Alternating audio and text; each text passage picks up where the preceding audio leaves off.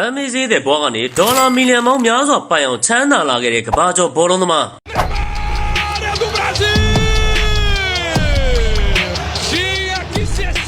သူဟာဘောလုံးကစားသမားလားဒါမှမဟုတ်နုပညာရှင်လားဆိုတာမသိနိုင်လောက်အောင်ဘောလုံးကိုနုပညာဆန်ဆန်စောက်ကစားပြနိုင်ခဲ့တဲ့ football superstar Neymar could be a chance here goes for the return it's Neymar Neymar Junior လို့ပြောလိုက်တာနဲ့သူ့ရဲ့လှပတဲ့ဘောလုံးစောက်ကစားမှုတွေကိုပြင်းပြင်းလောက်တဲ့ဖန်ဆားနိုင်တဲ့ဆိုတာကိုအားလုံးပဲသိထားပြီးသားဖြစ်မှာပါ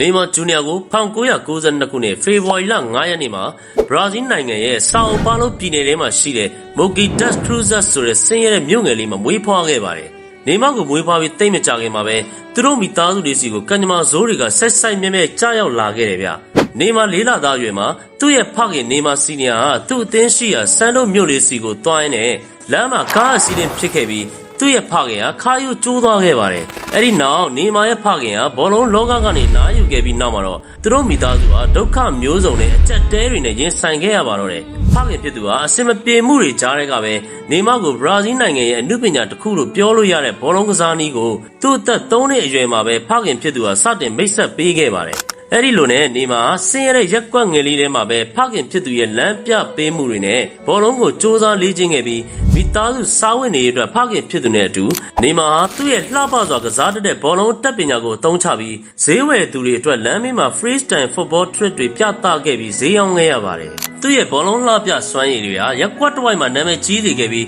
လူအများကသူ့ကိုကြည့်ရဖို့အတွက်ဈေးလာဝယ်ရလောက်တဲ့အထိတောင်လူအများရဲ့အာရုံစိုက်မှုတွေကိုရရှိခဲ့ပါတယ်။သူဟာအားတဲ့ချိန်တွေဆိုရက်ကွက်ထဲကဖူဆယ်ကွင်းတွေမှာစော်ကစားခဲ့ပြီးသူ့ရဲ့တကူတော်စွမ်းရည်တွေလျင်မြန်မှုနှုံးတွေကြောင့်တဖြည်းဖြည်းနဲ့လူပိုတီးလာခဲ့ပါတယ်။အဲ့ဒီလိုတီးလာခဲ့ပြီးနောက်မှာတော့သူ့ဘဝရဲ့ဘောလုံးစူပါစတာတယောက်ဖြစ်လာဖို့အတွက်ကံကြမ္မာကအခွင့်အရေးပေးလာတယ်လို့ဆိုရမယ်ဗျ။ဆန်တို့အသင်းရဲ့လူငယ်ကစားသမားရှာဖွေရေးအရာရှိတူဖြစ်တဲ့ Batinho dos Santos ဆိုသူကနေမာရဲ့အရေးချင်းတွေကိုတတိထားမိခဲ့ပြီးသူ့အသက်12နှစ်အရွယ်မှာတော့ဆန်တို့အသင်းရဲ့လူငယ်အကယ်ဒမီသင်တန်းကျောင်းကိုတက်ရောက်ဖို့အတွက်ဖိတ်ခေါ်ခဲ့ပါတယ်။အဲ့ဒီအချိန်မှာတော့ဖခင်ဖြစ်သူရဲ့အိမ်မက်တွေဟာအကောင့်အထည်ပေါ်လာခဲ့ပြီးနေမာကိုကစားသမားကောင်းတယောက်ဖြစ်လာဖို့အတွက်ရှိတာလေးနဲ့စွမ်းကုန်ထောက်ပံ့မှုတွေပေးခဲ့ပါတယ်။ဒီလိုနဲ့နေမာတယောက်ဟာသူနဲ့သူ့မိသားစုဘဝကိုပြောင်းလဲပေးနိုင်တဲ့အရာကဘောလုံးဆိုတာကိုသူကိုယ်တိုင်နားလည်လာခဲ့ပြီးသူ့ရဲ့ပါရမီနဲ့သူ့ရဲ့ကြိုးစားမှုတွေကြောင့်အချိန်တော်အတွင်းမှာတခြားကလပ်အသင်းတွေရဲ့စိတ်ဝင်စားမှုကိုပါရရှိခဲ့ပြီး Real Madrid အသင်းရဲ့ Young Academy ကတော့သူ့ကိုအသင်းမှာလာရောက်လေ့ကျင့်ဖို့အတွက်ဖိတ်ခေါ်ခဲ့ပါတယ်။ဒါပေမဲ့12နှစ်သားသာရှိသေးတဲ့နေမာဟာမိဘတွေနဲ့ဝေးတဲ့အရက်မှာမနေခြင်းပဲ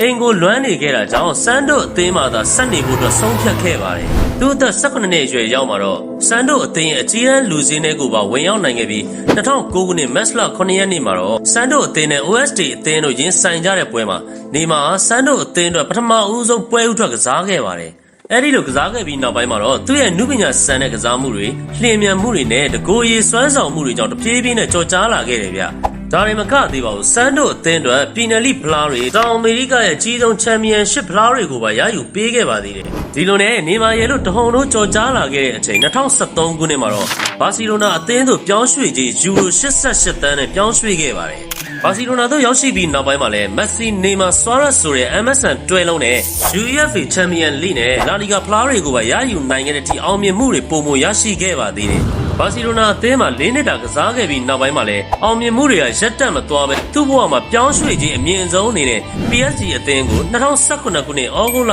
3ရက်နေ့မှာပဲယူရို222သန်းနဲ့ထပ်မံပြောင်းရွှေ့ခဲ့ပါသေးတယ်။ PSG အသင်းကိုရောက်ရှိခဲ့တဲ့အချိန်မှာတော့သူ့အောင်မြင်မှုတွေကတဖြည်းဖြည်းနဲ့ကျဆင်းလာခဲ့တယ်လို့ပဲပြောရမယ်ဗျ။ဒဏ်ရာပြဿနာတွေကြောင့်အသင်းနဲ့ကစားပွဲတွေကနေတဖြည်းဖြည်းသွေဖယ်လာခဲ့ရပြီး PSG အသင်းနဲ့6နှစ်တာခရီးကိုရပ်တန့်စေခဲ့ပါတယ်။ PSG အသင်းနဲ့လမ်းခွဲပြီး2023ခုနှစ်ဩဂုတ်လ15ရက်နေ့မှာတော့ Sorry Club အသင်းတစ်ခုဖြစ်တဲ့ El Hilal အသင်းကိုပြောင်းရွှေ့ကြီးယူရို68သန်းနဲ့ပြောင်းရွှေ့ခဲ့ပေမဲ့9ပွဲသာကစားခဲ့ပြီး ACL ပါပြတ်ခဲ့ရပါတယ်။အဲ့ဒီပြဿနာတွေကြောင့်ပဲနေမာဟာ El Hilal အသင်းနဲ့2025ခုနှစ်စောပိုင်းမှာပဲအသင်းနဲ့စာချုပ်မှာဖျက်သိမ်းခဲ့ရတဲ့အထိအခြေအနေတွေဆိုးရွားခဲ့တယ်ဗျ။စာချုပ်ဖျက်သိမ်းပြီးနောက်မှာတော့2025ခုနှစ်ဇန်နဝါရီလ30ရက်နေ့မှာသူ့ရဲ့ငယ်မွေးချန်မောက်အသင်းဟောင်းဖြစ်တဲ့စန်ဒိုအသင်းကို free transfer အနေနဲ့ပြန်လည်ရောက်ရှိခဲ့ပါတယ်။ဒါပေမဲ့သူ့ရဲ့ဒဏ်ရာပြဿနာကစားပွဲတွေမှာအရင်လိုခြေစွမ်းမပြနိုင်ခဲ့တာတွေကြောင့်စိတ်ဓာတ်တွေမဟုတ်ပဲမျက်ရည်တွေပါကျလာခဲ့ရတယ်ဗျ။ Últimas semanas foram difíceis para mim.